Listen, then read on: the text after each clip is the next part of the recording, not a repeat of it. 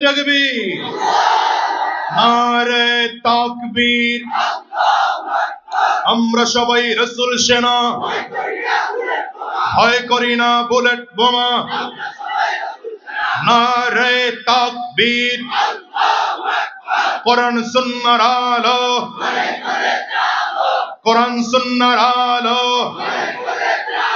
কোরআন সুন্নাহ যেখানে, আলেম ওলামা যেখানে,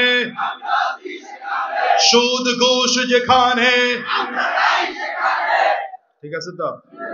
নামান হাতগুলো নামান। প্রিয় ভাই আমার, এসব মহাব্বত অস্থায়ী। বলেন, সব মহাব্বত অস্থায়ী। স্থায়ী মহাব্বত কোনটা? যেটা রবের সাথে বান্দার হয়। কথা বলে না? আরো একটা কথা, দুনিয়ার যত মহাব্বত আছে, এই মহাব্বতের শেষ পরিণাম অধিকাংশ সময় তিক্ত হয়। অধিকাংশ সময় রবের সাথে বান্দার যদি একবার সম্পর্ক তৈরি হয়, রবের সাথে বান্দার যদি একবার মহাব্বত তৈরি হয়, সেই সম্পর্কের শেষ মিষ্ট হয়। কি হয়? বলেন বলেন কি হয়? এই জন্য রব্বে কারীম গোলামদের জন্য বারবার করে গুনাহ করলেও তওবা করার অপশন তৈরি করে দিয়েছেন, তওবা করার সুযোগ করে দিয়েছেন।